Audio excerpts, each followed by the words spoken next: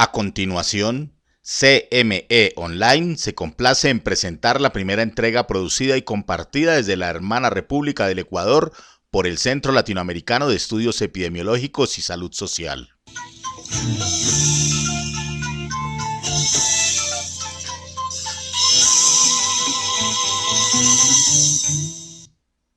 No olviden sintonizar cada 2 semanas su nuevo episodio, los jueves en estreno, con temas vigentes abordados desde lo práctico y producto de sus trabajos originales de investigación.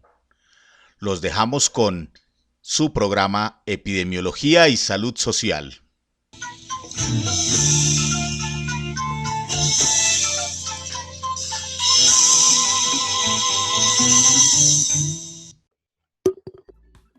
Reciba un saludo muy grande a todos los oyentes de CM Online, la radio de los profesionales de habla hispana. Y sean bienvenidos a la primera transmisión del programa Epidemiología y Salud Social. Hoy contaremos con la presencia del doctor Alex Patricio Morales Carrasco. El doctor es graduado en la Universidad Técnica de Ambato de la República del Ecuador, magíster en Dirección y Gestión Sanitaria por la Universidad de La Rioja, España, miembro del Centro Latinoamericano de Estudios Epidemiológicos y Salud Social CLES. El doctor también es director del Departamento de Gestión Sanitaria y Proyectos de Investigación, autor de numerosos artículos científicos, autor de numerosos libros también. Tenemos, por ejemplo, autor del libro de Diabetes mellitus y aspectos clínicos y epidemiológicos. También tenemos que es autor del libro Epidemiología perinatal, neonatal y materna, autor del libro 24/7. También tenemos que el doctor es autor del libro Enfermedades prevalentes en la medicina rural. Bienvenido, doctor. ¿Cómo está usted? Muy buenas noches, agradeciendo la participación a todos los radioescuchas igualmente. Quiero mandar un saludo para el Centro Latinoamericano de Estudios Epidemiológicos y Salud Social, a su director, el doctor Cristóbal Espinosa. Pues agradeciendo una vez más por la invitación. Vamos a tratar el tema de hiperbilirrubinemia neonatal, un considerable problema de salud pública. Listo, doctor. Antes de empezar con su tema, cuéntenos, ¿cómo nació la idea para formar el Centro Latinoamericano de Estudios Epidemiológicos y Salud Social CLES? ¿Y en dónde se encuentran en la actualidad? Pues realmente el Centro Latinoamericano de Estudios Epidemiológicos nació primero como un grupo de investigación que solo era conformado entre 2 personas, mi persona y el director ahora, que es Cristóbal Espinosa, a quien debo todos los conocimientos adquiridos en cuanto a investigación y estadística. Realmente hacíamos artículos, después decíamos a nuestros amigos, les comentábamos que nos ayuden a recolectar datos. Entonces poco a poco se fue uniendo gente, y hasta que formamos un grupo que se llamaba Escenario Investigativo. Posteriormente ya logramos hacerlo algo real, algo sólido, algo concreto, dentro de la ley. Somos una institución avalada dentro de la ley y que crecimos desde abajo, y realmente gracias a Dios hemos tenido un gran impacto, hemos ido creciendo cada vez más. Lamentablemente por azares de la vida nos separamos en cuanto a donde vivía antes el doctor Cristóbal. Trabajamos juntos en la Tacunga. Hoy en día él ya está en su tierra natal, en Cuenca. Yo me encuentro igual acá en Ambato. El Centro Latinoamericano, la matriz se encuentra en Cuenca, en la avenida Vicente Tamaris y Ernesto Álvarez, vía Los Trigales. En Cuenca se encuentra. Actualmente estamos luchando por realizar una expansión, es decir, vamos a abrir una sucursal acá en Ambato. Lamentablemente con esto de la pandemia no lo hemos logrado, pero ese es el proyecto que para este año esperemos que ya salga y tengamos aquí un centro de investigación para poder ayudar a la gente. Listo, doctor, muy amable, muchas gracias. Doctor, coméntenos el tema de hoy. Pues bien, hoy vamos a hablar de hiperbilirrubinemia. Como ya les dije, vamos a tener que etimológicamente está formado por 2 palabras, hiper y bilis, que significa la bilis propiamente dicha, y anemia, que es en la sangre, es decir, un alto porcentaje de bilis en la sangre. Pues bien, se va a considerar patológico cuando los niveles de bilirrubinas a expensas de la indirecta se van a encontrar elevadas, porque recordemos que también hay la bilirrubina directa, que esto ya lo hablaremos más adelante en la fisiopatología.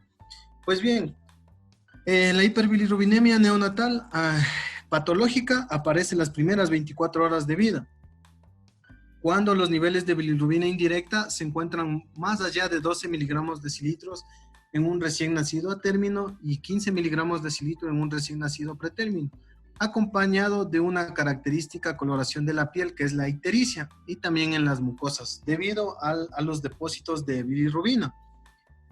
Pues bien, también vamos a sospechar de esto cuando la bilirrubina aumenta más de 0.5 miligramos decilitro cada hora. Es decir, que si nosotros nos ponemos a hacer un control y sube de golpe, vamos a sospechar en esta patología. Pues bien, también va a cursar con una bilirrubina directa mayor a 2 miligramos decilitro. Ahí también debemos sospechar en una hiperbilirrubinemia.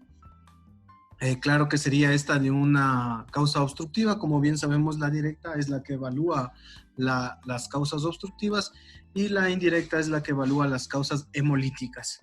Hay que tener en cuenta que la mayoría de los recién nacidos presentan una ictericia fisiológica que va a ser inofensiva, es decir, que no va a ser dañina para el organismo.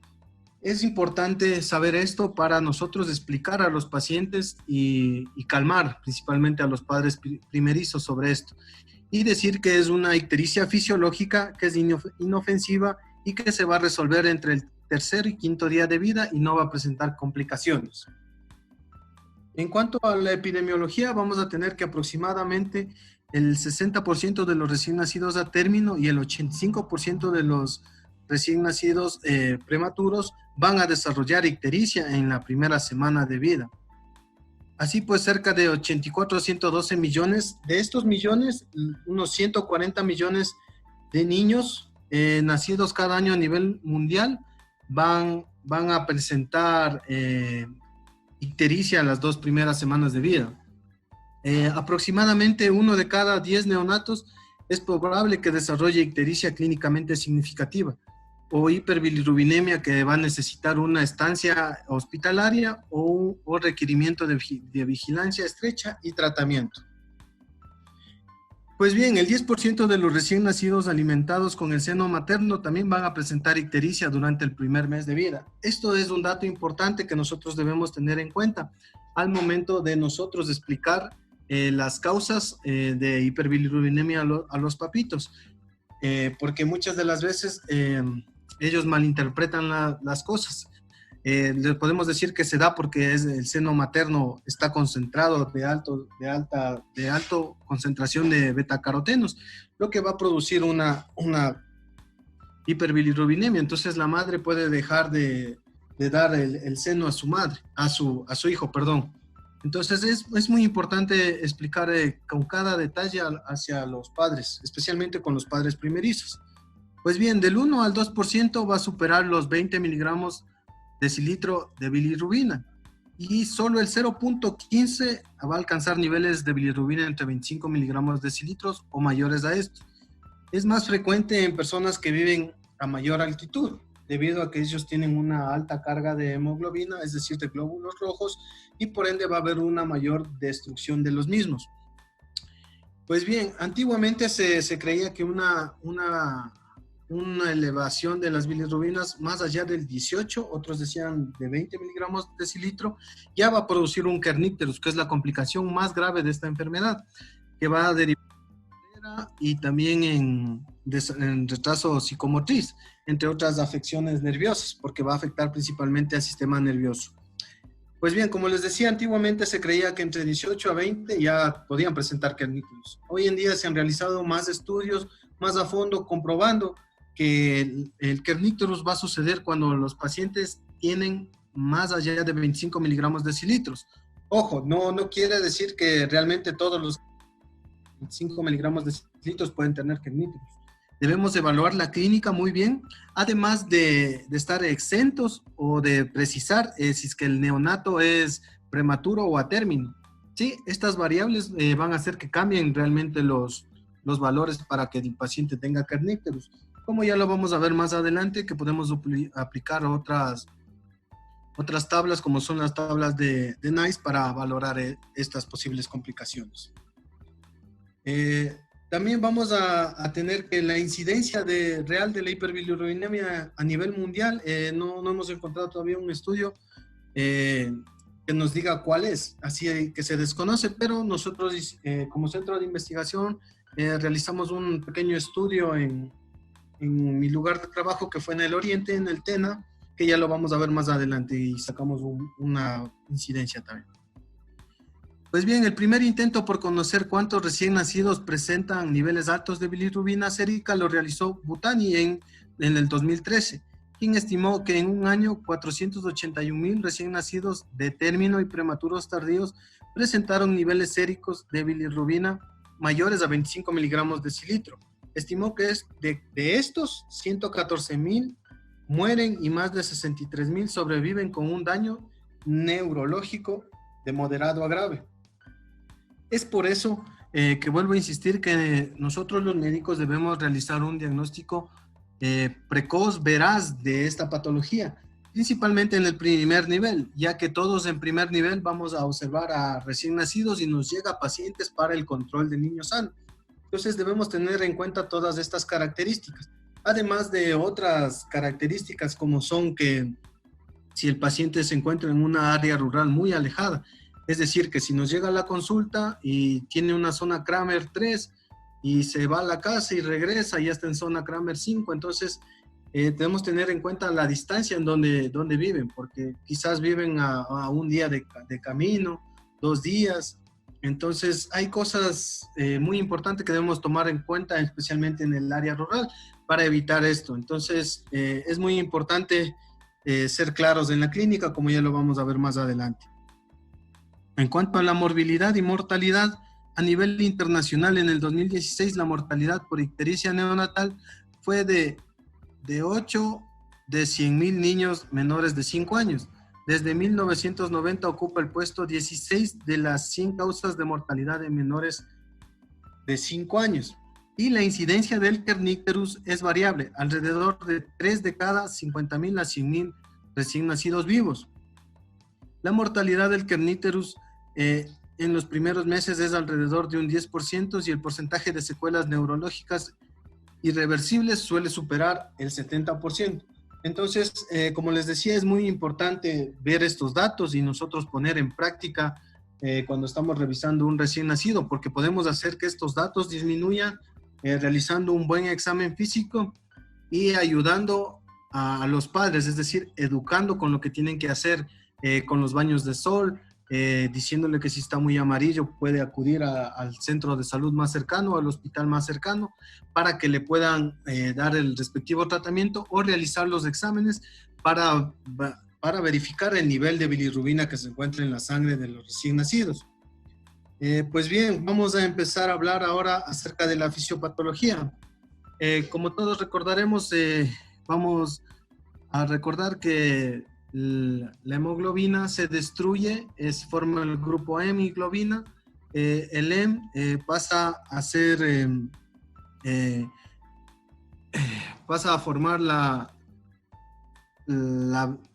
biliverdina por medio de la hemoxidasa, y la biliverdinasa la transforma a la biliverdina en bilirrubina indirecta. Cabe recalcar que la bilirrubina indirecta esta puede atravesar la barrera hematoencefálica y va a ser la causante del daño a nivel del sistema nervioso o del cerebro, causando el kernícterus, mientras que la bilirrubina indirecta se va a unir a la albúmina para formar la bilirrubina directa. Entonces, al unirse con la albúmina, va a formar la bilirrubina directa, y esta va a ser incapaz de pasar la barrera hematoencefálica, es decir, que va a pesar más y no va a poder atravesar la barrera hematoencefálica. Pues bien, una vez más que se une la bilirrubina indirecta y la albúmina, va a ingresar al hígado, y aquí una vez más se va a separar de la albúmina. Entonces vamos a tener solo bilirrubina indirecta. Posterior a eso, se va a unir a la G6DP, glucuroniltransferasa, y va a volver a formar la bilirrubina directa, que esta a su vez va a ir por medio de los conductos biliares hacia el hepático común. Posteriormente el hepático común se une con el cístico, y van a formar el colédoco, y va a seguir su trámite o su guía hacia el intestino delgado, que va a desembocar por medio del conducto por el esfínter de Oddi. Pues bien, posteriormente la bilis va a dar el color característico a las heces por medio de la estercobilina, y también un porcentaje se va a ir hacia el hígado nuevamente, y también un pequeño porcentaje se va a ir hacia el riñón, va a formar el urobilinógeno, que va a dar el color característico de la orina. La urobilina va a ser la causante de que el color característico o amarillento de la orina. Pues bien, esta fisiopatología realmente nos sirve para entender también las enfermedades como coledocolitiasis, litiasis, entre otras, ya que, como podemos ver, el trayecto de la bilis es muy extenso. Y entonces, simplemente para acotar, podríamos también relacionar con el triángulo de Almirall-Small, que tiene que ver la lecitina, el colesterol y las sales biliares. Si es que estas tres sustancias pierden el equilibrio, pueden formar los cálculos, bien sea de sales biliares o de colesterol, o mixtos. De lecitina no pueden ser, debido a que la lecitina va a ser la que va a hacer o va a evitar que se formen los cálculos. Pues bien, como les expliqué en la fisiopatología, vamos a tener que esto es muy importante también para el tratamiento. El tratamiento, como la mayoría de todos sabemos, cuando hemos pasado por los hospitales, es la fototerapia. Pero es importante también saber que algunos fármacos nos ayudan a combatir esto. Principalmente vamos a tener la albúmina. Como todos recordaremos la fisiopatología, la bilirrubina indirecta se une a la albúmina. Es decir, si nosotros aumentamos las cantidades de albúminas en la sangre, lo podemos hacer para disminuir los niveles de bilirrubina indirecta y que ésta pueda acercarse al cerebro. Pero también es un poquito riesgoso porque podemos manejar la presión osmótica, entonces hay que tener un poquito de cuidado. La dosis se recomienda es 2 ml por kilo de peso, en la cual, en mi poca experiencia que tengo en esto, lo han realizado los médicos especialistas neonatólogos. Otro medicamento va a ser el fenobarbital, que va a inhibir que va a ayudar a formar más bilirrubina conjugada. También tenemos otro medicamento que es la timesporfirina, que va a bloquear la hemoxidasa, que va a bloquear la formación de bilirrubina totalmente. Entonces, estos fármacos nos pueden ayudar cuando estamos frente a un paciente que, a pesar de que le ponemos fototerapia o doble fototerapia, no disminuyen los niveles de bilis adecuadamente. Nos pueden ayudar, pueden ser un coayudante. Pues bien, en cuanto a la etiología, el aumento vamos a dividirlo en aumento de la producción de la bilirrubina. Van a ser debido a trastornos hemolíticos, incompatibilidad ABO, RH. Antes que me olvide, en el examen físico del recién nacido, es muy importante notar si el bebé nace totalmente amarillento o de algún color, de un tinte amarillo.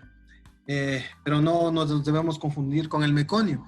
Si es que ya al bebé lo hemos limpiado, secado, hemos hecho todo lo correcto, debemos observar su tinte de piel, porque puede ser que estemos frente a una incompatibilidad de RH o a su vez entre una atresia de las vías biliares. Entonces esto es muy importante tener en cuenta.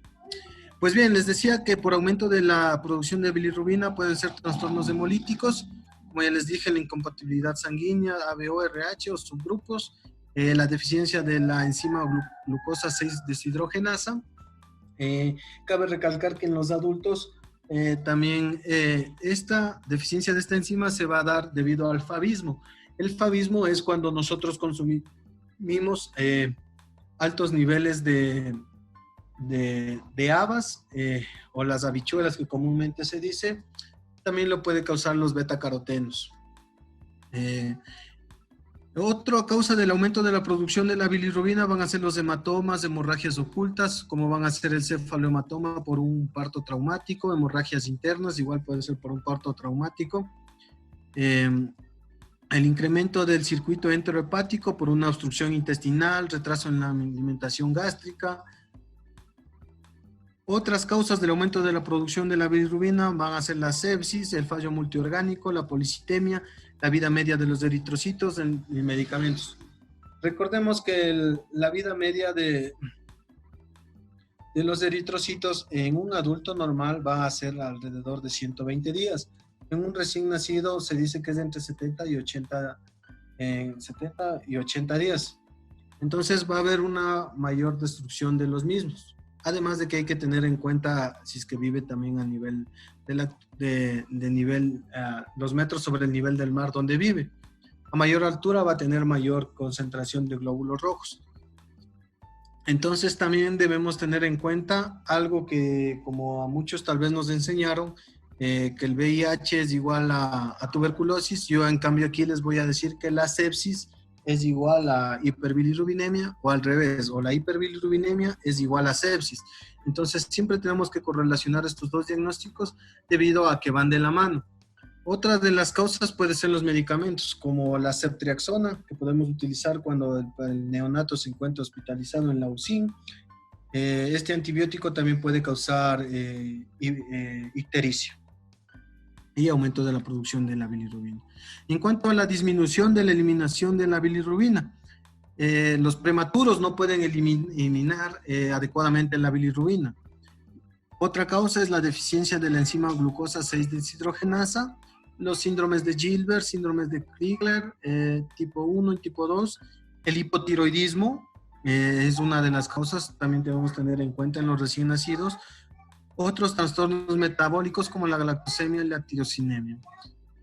Realmente el hipotiroidismo y la galactosemia se le puede realizar el menaje por medio del estudio del taloncito, recoger para ver si realmente hay deficiencia de estas hormonas. En cuanto a los factores de riesgo, vamos a tener que los valores de bilirrubina arriba del percentil 25 de la curva durante las primeras 24 horas van a ser muy riesgosas. Otra, la incompatibilidad de grupo ABO y RH, que es algo muy importante que los papitos deban saber su tipo de sangre para no estar en sustos o en apuros al último minuto. Realmente esto es un poco difícil aquí en nuestro país, aquí en Ecuador, en la experiencia que yo he tenido, realmente muy pocos saben su tipo de sangre y el de su pareja. Entonces, para poder nosotros dar una profilaxis. En cuanto a otro factor de riesgo, va a ser la prematurez y el bajo peso. Recién nacidos con hermanos que tuvieron ictericia neonatal importante y recibieron fototerapia. Los cefalohematomas, niños alimentados al seno materno que reciben una nutrición inadecuada. También es tomado en cuenta la raza oriental, que ellos también presentan ictericia. Factores de menor riesgo van a ser los valores de bilirrubina por bajo del percentil 95, recién nacidos que tuvieron ictericia neonatal, recién nacidos macrosómicos de madres con diabetes, la edad materna mayor de 25 años, sexo masculino y un parto domiciliario, que realmente este sería un parto séptico, que puede hacer, como ya les dije, tener en cuenta sepsis, hiperbilirrubinemia, y hiperbilirubinemia puede ser sepsis.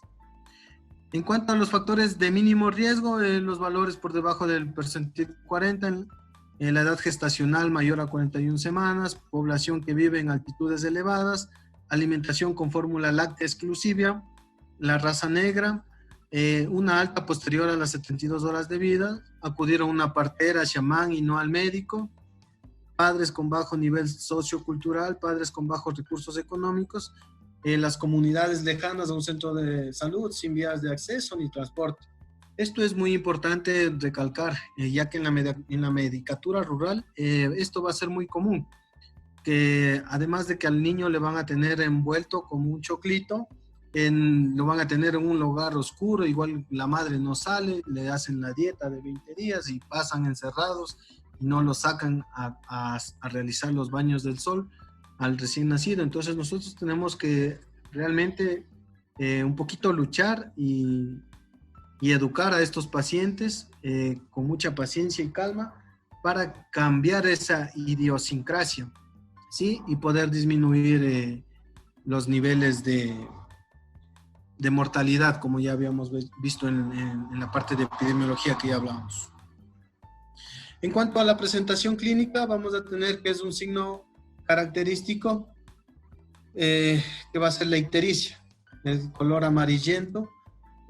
Esto lo vamos a realizar en el consultorio, en un área que esté correctamente iluminada, con el neonato totalmente desnudo, ¿sí? Y que sea un área que sea bien iluminada y que no sea fría, es decir, que el recién nacido no pueda perder mucho calor. Debe estar totalmente desnudo para poder nosotros realizar una correcta evaluación. Realmente esta patología va a progresar en sentido cráneo-caudal. Esto quiere decir que va a ir desde la cabeza hasta la punta de los dedos de los pies. Es importante tener en cuenta que si es que va de la cabeza, entonces el recién nacido puede tener las escleras amarillas, ictéricas. Entonces no nos vamos a asustar de verle así, porque como les dije, va cráneo caudal. Entonces debemos tomar en cuenta las zonas de Kramer, que ya vamos a ver más adelante, ¿sí? Otros signos y síntomas que ya son más que llaman la atención o que ya es algo muy peligroso que el neonato puede presentar, ya kernicterus, son los cambios en el tono muscular, convulsiones, características del llanto, el niño no come, no tiene buen reflejo de succión, está decaído, la hepatoesplenomegalia también. Pues bien, para realizar el examen físico debemos realizar una digitopresión sobre la piel. Simplemente vamos a pasar, como cuando vemos el llenado capilar, vamos a pasar el dedo por la espaldita, por los bracitos, por las piernitas y los pies, viendo que regrese a ser un color medio blanco. Eso es lo normal. Pero si es que está amarillo, ojo, ya es patológico, entonces ya debemos evaluar las zonas de Kramer. Las zonas de Kramer se dividen en 5. La primera zona es la cabeza y el cuello. Esto nos da más o menos que tiene una bilirrubina de 5.8 miligramos de decilitro. En cuanto a la zona 2, que es el tronco hasta el ombligo, nos va a dar a pensar entre 8.8 miligramos de decilitro. Es decir, que si vemos a un recién nacido hasta esta zona con un tinte ictérico, se puede decir que estamos tranquilos. Pero si es que tiene alguna otra cosa más, antecedentes, los factores de riesgo, el tipo de sangre, una incompatibilidad, si el hermano ha sido hospitalizado por ictericia, ojo, eso también ya nos debe llevar a pensar que él puede presentar una hemólisis y puede subir los niveles de bilirrubina. Entonces mi recomendación es que hasta la zona 2 podemos decir que estamos en confianza, pero debemos tener en cuenta los factores de riesgo. La zona 3 va a ser la parte inferior del tronco, desde el ombligo hasta las rodillas. Esto nos va a dar entre 11.7 miligramos de decilitros. La zona 4, desde la zona 3, ya es patológico. Debemos verificar mediante un examen de laboratorio cuánto es el nivel de bilirrubinas para nosotros estar tranquilos y ver el mejor manejo del paciente. En la zona 4 vamos a tener brazos y piernas de entre 14.7 miligramos de decilitro. Y la zona 5 ya van a ser las palmas y las plantas de los pies. Pues bien, para el diagnóstico vamos a usar la biometría hemática, un CUMS directo, bilirrubina total, el recuento del leucocitario, entre otros como son la albúmina, PCT, interleucina. El tratamiento, como todos sabemos, va a ser la fototerapia. Pues bien, no sé si hay alguna pregunta. de parte de doctor Hugo, que me diga. Listo, Doc, muy agradecido. Es un tema muy completo, muy extenso, muy bonito también. Doc, por acá tenemos unas preguntas. Bueno, ¿por qué es común la ictericia en los recién nacidos, Doc? Eh, Como ya habíamos hablado, la fisiopatología, esto va a ser común debido a varios factores. Primero que los glóbulos rojos van a vivir menos tiempo. Entonces va a haber una hemólisis más rápida. Entonces, por ende, va a haber mayor producción de bilirrubina indirecta. Otra es que el hígado no va a poder procesar toda la bilis realmente, es decir, que no va a tener la suficiente eliminación de la bilirrubina. Es por eso que se va a apoyar mediante la fototerapia, que va a ayudar a disminuir los niveles de bilirrubina por vías alternas, como la luminoterapia, que nos va a ayudar a disminuir los niveles sanguíneos peligrosos de bilirrubina. Listo, Doc, muy amable. Bueno, tengo otra pregunta también. ¿Por qué algunos recién nacidos necesitan un seguimiento precoz después que se les da la alta hospitalaria? Realmente debemos tener en cuenta que al recién nacido debemos mandarle con niveles de bilirrubina menores a 12, debido a que puede haber un rebote de bilirrubina sanguínea. Entonces nosotros, por decirle, le mandamos al paciente con 14 de bilirrubina indirecta. Ya está por debajo de lo que hemos hablado, pero lo mandamos sin dar la correcta charla, sin darla con los correctos consejos para la madre, y puede hacer un rebote. Entonces puede regresar el bebé ya con Dios no quiera, con un kernicterus o con necesidad de internación a fototerapia.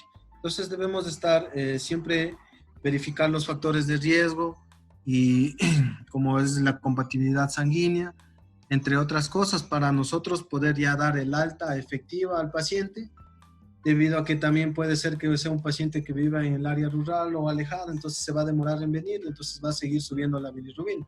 Es importante mandar al paciente ya con niveles de bilirrubina menores a 12. Listo, Doc. Muy agradecido. Bueno, también hablábamos que en cuanto a la lactancia materna, ¿en qué porcentaje nos puede afectar la lactancia materna en cuanto si hablamos de ictericia en recién nacido?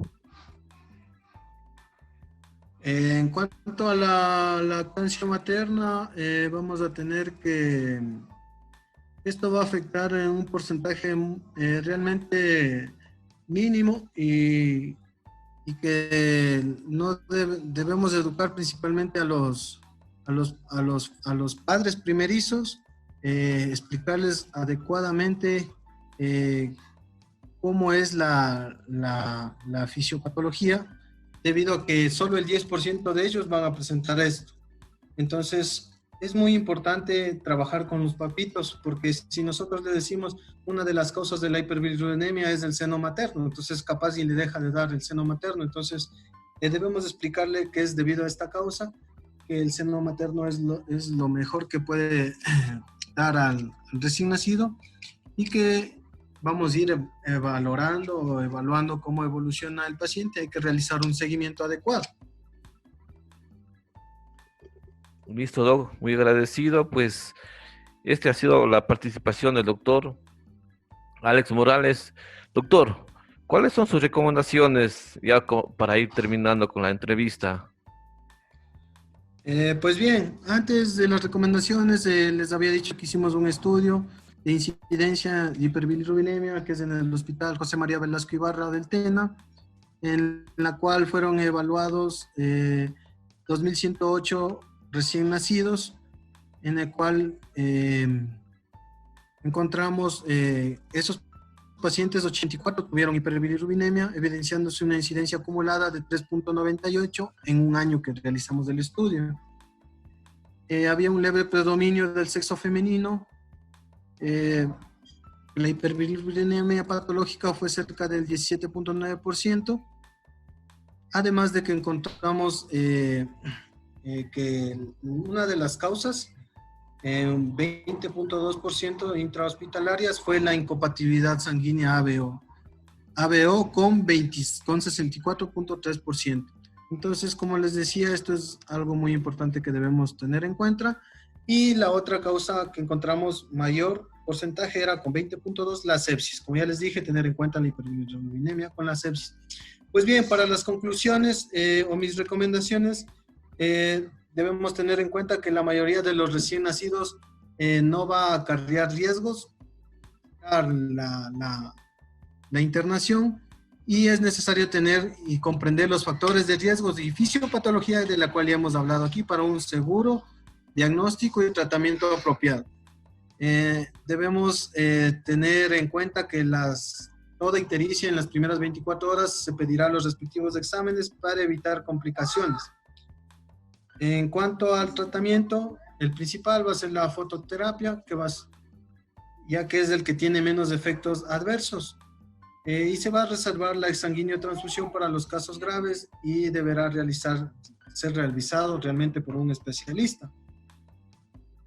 Otra conclusión es que todos los médicos generales están en la capacidad, o estamos en la capacidad de realizar un diagnóstico precoz y adecuado de hiperbilirubinemia a nivel primario, que esto va a ayudar a reducir la epidemiología o los porcentajes de mortalidad que ya hemos visto. Listo, Doc. Muchas gracias. Interesante el tema. Entonces, nosotros ya nos estamos despidiendo con este tema muy importante. Doctor, las últimas palabras antes de despedirnos. Pues bien, quiero una vez más agradecer por la oportunidad de estar aquí, en lo que yo les pueda ayudar. Así será. Esperamos que haya otra oportunidad para hablar con otro tema importante y que se lleven todos los colegas y puedan poner en práctica. Y un cordial saludo a CLES una vez más. Gracias por todo. Listo, muy amable. Gracias al doctor Alex Patricio Morales Carrasco, quien estuvo el día de hoy pues con un importante tema.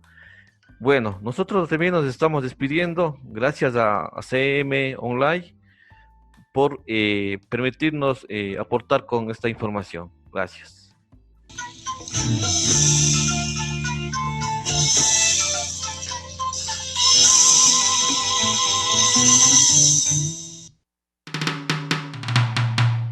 Este programa en su totalidad fue escrito, editado y producido por el Centro Latinoamericano de Estudios Epidemiológicos y Salud Social de la Hermana República del Ecuador.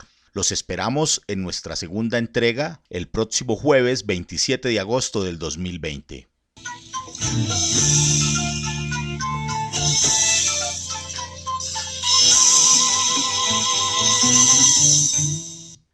Información y contacto cles.org.